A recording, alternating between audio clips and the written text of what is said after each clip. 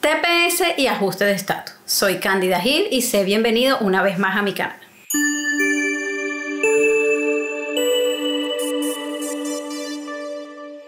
Recientemente salió una noticia de UCIS en la cual ellos decían que al tener TPS podías ajustar estatus. Y esto creó mucha confusión en las personas porque lo que se entendió era que tengo TPS, puedo ajustar estatus.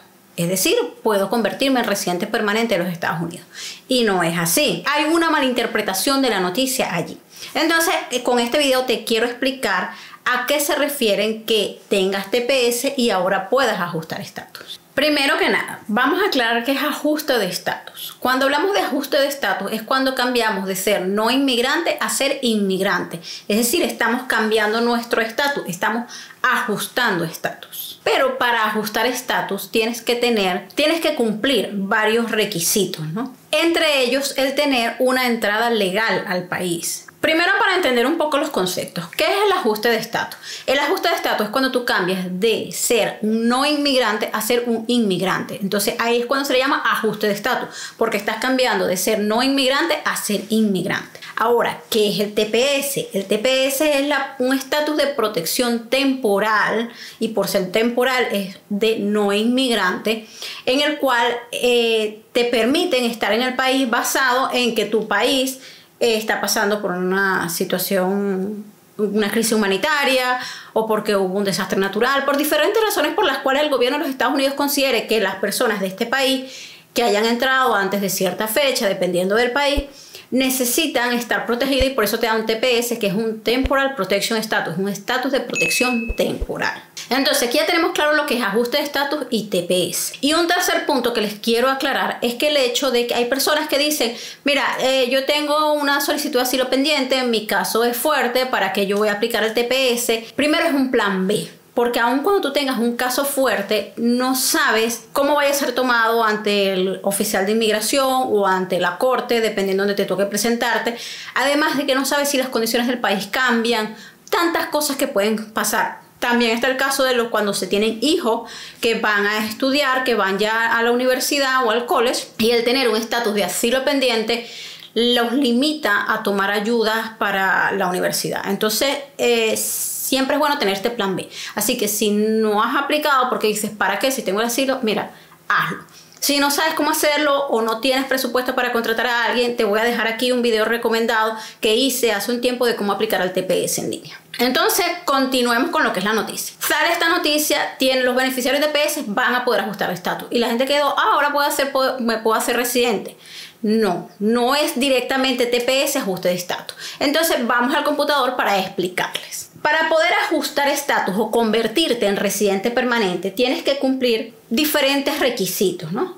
Uno de estos es la entrada legal al país. El segundo es un proceso disponible por el cual tú estés aplicando a este ajuste de estatus, como es una petición familiar con la I-130 o una petición de trabajador I-140. Además de otros requisitos que piden, como los exámenes médicos, o sea, eso es otra historia, que no seas de peligro para la nación, como por ejemplo que seas terrorista, que hayas traficado y o sea, otros requisitos que debes cumplir. Pero inicialmente tenemos estos dos, la entrada legal y un proceso disponible.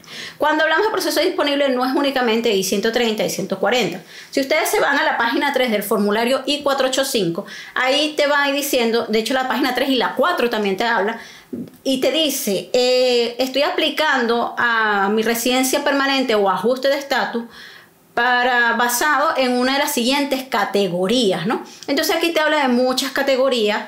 Por supuesto hay categorías diferentes, ¿no?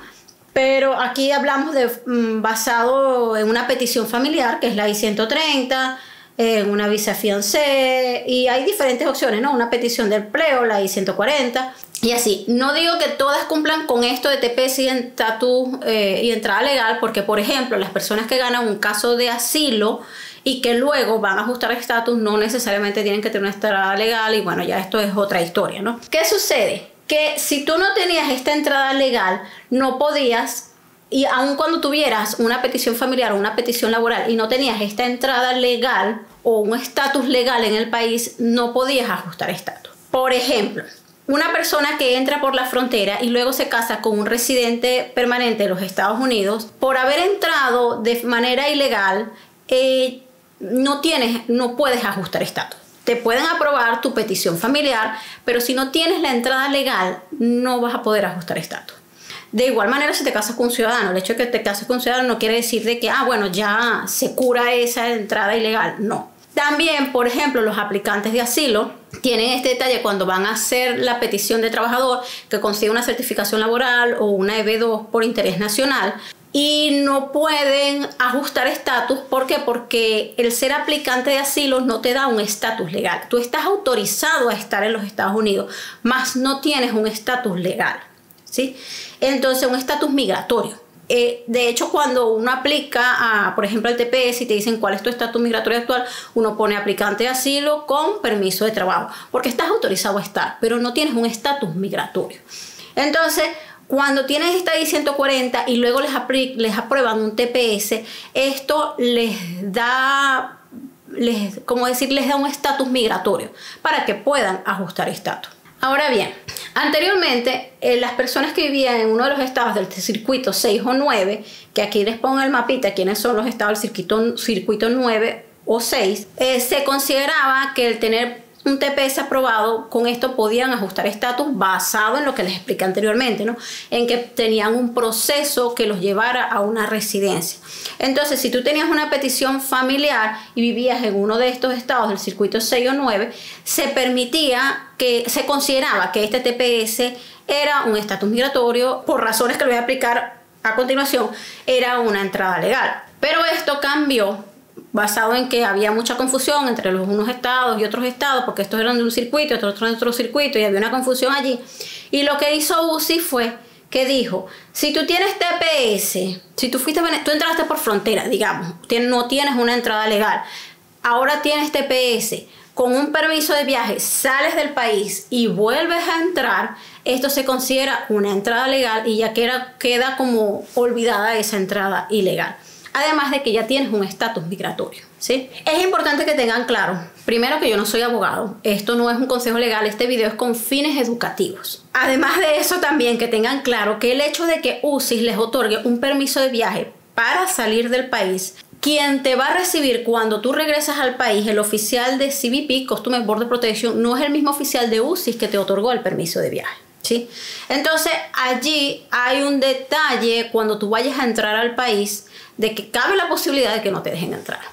¿Por qué cabe la posibilidad de que no te dejen entrar? Porque si, por ejemplo, tú eres aplicante de asilo y fuiste a Venezuela, puede que te dejen entrar, pero cuando vayas a una entrevista de asilo te van a decir, aquí hay algo que no cuadra. También, yo necesito un permiso de viaje por reunificación familiar, voy a ver a mi familia que está en Chile, que hace 5 años que no lo veo. Y te fuiste para España.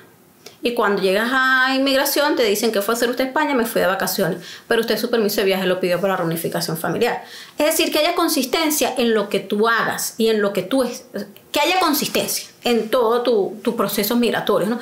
Entonces, esto lo que les quiero aclarar, que no soy abogado y esto no es un consejo legal, es que el hecho de que te otorguen un permiso de viaje no te garantiza la reentrada. O sea, tienen que tener esto claro, y por esto cuando a mí me dicen, mira, yo necesito sacar mi permiso de viaje, yo siempre les digo, si tienes una solicitud de asilo pendiente, consulta con un abogado. O sea, tienen que tener claras los riesgos que hay, ¿no? En teoría no debería pasar nada, en teoría, bueno, de hecho los centroamericanos siempre han viajado, han ido y venido con sus permisos de viaje sin ningún problema, pero es lo que les digo, tiene que haber consistencia en todo lo que es tu historial migratorio en los Estados Unidos. Por esto de que les digo, si vas a ir para Venezuela y tienes una solicitud de asilo pendiente, hay algo que no cuadra ahí. Volviendo al tema, tienes un TPS, sales del país, vuelves a entrar, ya tienes una entrada legal. Esto es si no entraste legalmente. Si eres aplicante de asilo, pues ya tienes un estatus migratorio. Y eso, si tienes una I-140 o una I-130, pues ya te salva estas historias, ¿no? Entonces, como vemos, TPS más permiso de viaje, una entrada legal o un estatus migratorio. Esto ya cumples con el punto de la entrada legal, cumples con los puntos si tienes un proceso disponible, y además cumples con lo demás de que estés sano, de que no tengas las enfermedades estas que se consideran de riesgo de la salud pública, como gonorrea, sífilis, tuberculosis, ciertas cosas que te analizan en tus exámenes médicos cuando vas a pedir la residencia. Y bueno, como les digo, que no seas un terrorista, no trafiques personas y estas historias. además de otros requisitos que te piden allí, pero básicamente es esto. A esto se refieren cuando hablan de TPS más ajuste de estatus. Bueno, espero haberte aclarado las dudas que habían en relación a esto de TPS y ajuste de estatus. Es importante que soliciten su TPS. Es importante que mantengan activo su TPS porque luego viene un periodo de reinscripción. Sabemos que esto se vence en septiembre de 2022.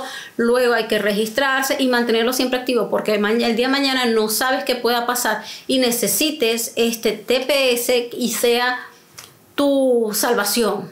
O sea, tu boleto a una residencia permanente. Espero este video te haya sido de ayuda y nos vemos en un próximo video.